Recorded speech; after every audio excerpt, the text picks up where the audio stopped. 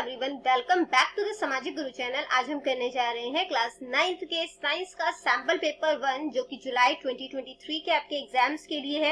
Exams के point of view से बहुत ही ज्यादा इंपॉर्टेंट है, तो वीडियो को स्किप करने की गलती बिल्कुल भी मत करना। आइए वीडियो स्टार्ट करते हैं। सबसे पहले बच्चों हम देख लेते हैं हमारा पेपर पैटर्न जो है वो किस तरीके का होने वाला है। तो हमारा पेपर 20 मार्क्स का आएगा, टाइमिंग आपको 40 मिनट्स की दी जाएंगी। ठीक है, पार्ट ए 1 मार्क के क्वेश्चन है।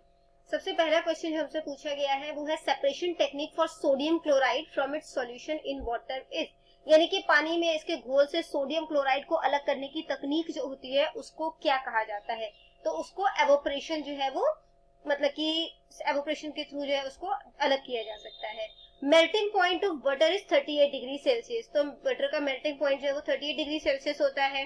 तो इसका केल्विन स्केल जो है वो क्या होगा। ठीक है, बेसिकली यहाँ पे हमने जो सेल्सियस है उसको केल्विन में कन्वर्ट करना है। ठीक है, तो सेल्सियस को केल्विन में कन्वर्ट करने के लिए हमें 38 में क्या 273 हम प्लस कर देंगे। ठीक है, तो जब इसको प्लस किया तो ये कितना हो जाएगा 311। ठीक है, तो 311 केल्विन जो है वो इसका आंसर हो जाएगा। नेक्स्ट क्वेश्चन है, Surjeet saw her mother keeping naphthalene ball along with winter cloth. तो सुरजीत ने देखा कि उसकी मदर जो है वो विंटर क्लोथ के साथ कुछ फिनाइल की गोलियां जो है वो रखती हैं। She was surprised to see that the naphthalene balls that were put inside the cloth last year had disappeared this time.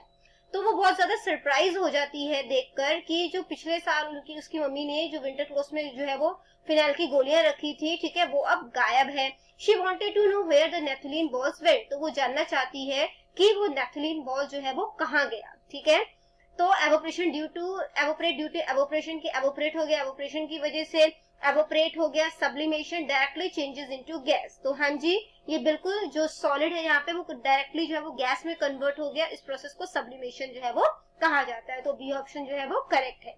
अगला है, which of the cell organelle is not found in animal cell. इसमें से कौन सा जो cell organelle है वो animal cells में नहीं पाया जाता। ठीक है, तो जो प्लास्टिड्स है वो एनिमल सेल में नहीं पाया जाता। अगला क्वेश्चन है, the dash of an object is the product of mass and velocity.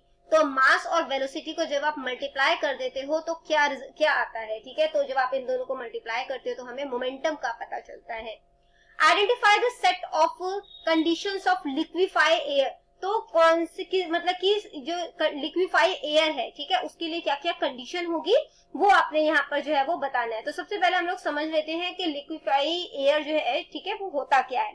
तो बेसिकली ये एक प्रोसेस होता है जिसमें एक गैसियस स्टेट जो होता है सब्सटेंस, वो सीधा जो है वो लिक्विड स्टेट में जो है वो कन्वर्ट हो जाता है। ठीक है, तो इसके लिए जो है वो हमें क्या चाहिए, लो टेम्परेचर और हाई प्रेशर चाहिए होता है। ठीक है, अगला है, which of the material is not a pure substance. इसमें से कौन सा जो है वो प्योर सब्सटेंस नहीं है। तो एयर जो है वो प्योर सब्सटेंस नहीं है। नेक्स्ट है, which of the following SI unit of acceleration. तो एसआई यूनिट जो है एक्सेलरेशन का वो क्या होता है। तो ए ऑप्शन करेक्ट है, एमएस। ठीक है, उसकी पावर -2। नेक्स्ट क्वेश्चन आ जाता है पार्ट बी। 2 नंबर के क्वेश्चन है, 3 क्वेश्चन पूछे गए हैं आपसे। ठीक है, तो सबसे पहला है, label the part A B C and D in the given diagram of the plant cell. तो यहाँ पे जो आपको डायग्राम दिया गया है प्लांट सेल का, उसमें आपने ए बी सी डी जो है उसको लेबल करना है। तो ए जो है वो क्या है, वो है सेल मेम्ब्रेन। ठीक है, जो बी जो है वो शो कर रहा है वो क्या है, सेल वॉल। सी किसको शो कर रहा है, सी है साइटोप्लाज्म। और डी जो है वो क्या शो कर रहा है, वो शो कर रहा है न्यूक्लियस। ठीक है, नेक्स्ट क्वेश्चन है, why are lysosomes known as suicide bag. तो लाइसोसोम्स को सुसाइड बैग क्यों कहा जाता है। तो लाइसोसोम को सुसाइड बैग इसलिए कहा जाता है because in case of any disturbance of their cellular metabolism. तो अगर सेल्यूलर मेटाबॉलिज्म में अगर कोई भी डिस्टर्बेंस आती है, they release their own enzymes to digest their own cell. तो वो एंजाइम्स रिलीज करते हैं और अपने ही सेल को जो है वो खा जाते हैं। ठीक है, या उसको कह सकते हैं कि हम डाइजेस्ट कर लेते हैं, पचा लेते हैं। अगला क्वेश्चन है, a racing car has a uniform acceleration of 4 metre per second square. What distance will it cover in 10 second after. तो यहाँ पे स्क्वायर है ये। ठीक है, यहाँ पे स्क्वायर लिख देते हैं। उसके बाद देखो, अब सबसे पहले जो है वो यहाँ पे हमें क्या दिया गया है, एक्सेलरेशन दिया गया है। एक्सेलरेशन यानी कि ए। ठीक है, एक्सेलरेशन कितना है, 4 मीटर पर सेकेंड स्क्वायर। ठीक है, उसके बाद हमें जो है वो क्या दी गई है, टाइमिंग। टाइमिंग को हम टी से डिनोट करते हैं और टाइमिंग हमें 10 सेकेंड की दी गई है, ठीक है। इनिशियल स्पीड यानी कि जो स्टार्टिंग स्पीड है, ठीक है, उसको हम यू से रिप्रेजेंट करते हैं, ठीक है। और यहाँ पे जो है स्टार्टिंग स्पीड जो है बेसिकली वो रुका हुआ होगा, है ना, गाड़ी जो है वो, कार जो है वो रुकी हुई होगी, तो 0 ले लिया हमने। डिस्टेंस जो इसने कवर किया है, डिस्टेंस कवर्ड, ठीक है, जिसको कि हम एस से डिनोट करेंगे, वो हमने फाइंड आउट करना है। अब हमें इसका फॉर्मूला पता है कि एस निकालने के लिए फॉर्मूला जो हम यूज करते हैं वो क्या होता है, यूटी प्लस में हाफ एटी का स्क्वायर। अब सिंपली हमने वैल्यू पुट कर देनी है, ठीक है। तो यू कितना है हमारा 0, टाइम जो है वो हमें कितना दिया हुआ है 10, प्लस में 1/2, एक्सेलरेशन जो है वो हमारा कितना है 4, और टाइमिंग जो है वो हमें 10 दिया गया है, उसका स्क्वायर, ठीक है। तो 0 को 10 से मल्टीप्लाई किया, 0 हो जाएगा, तो ये खत्म हो गया, ठीक है। इसके बाद यहाँ पर जो है मैं इसकी कटिंग कर सकती हूँ, 2 2 जा 4, ठीक है। अब यहाँ पे मेरे पास क्या बच गया, 2 इंटू 10 का स्क्वायर जो है वो 100 हो जाता है, ठीक है। मल्टीप्लाई करेंगे तो कितना आ गया, 200 मीटर, यानी कि 200 मीटर डिस्टेंस जो है वो ट्रेवल करेगा, ठीक है। नेक्स्ट क्वेश्चन है पार्ट सी का, 3 नंबर के क्वेश्चन है, 2 क्वेश्चन पूछे जाएंगे यहाँ पे। सबसे पहला जो क्वेश्चन है इसमें आपसे वो पूछा गया है, right difference between mixture and compounds. Mixture और कंपाउंड में आपने डिफरेंस जो है वो बताना है, ठीक है। तो मिक्सचर क्या होता है, एलिमेंट और compounds are simply mixed so no new substances form. इनको सिंपली कोई भी एलिमेंट हो सकता है, कोई भी कंपाउंड हो सकता है, जिन्हें कि सिंपली मिक्स कर दिया जाता है, बट कोई न्यू सब्सटेंस नहीं बन रहा, ठीक है। इनका जो मतलब कि एलिमेंट्स जो होते हैं, इनका कोई fixed ratio, do not combine in a fixed ratio, कोई फिक्स्ड रेशियो में कंबाइन नहीं किया जाता, ठीक है। कोई भी मटेरियल ज्यादा हो सकता है, कोई भी कम हो सकता है।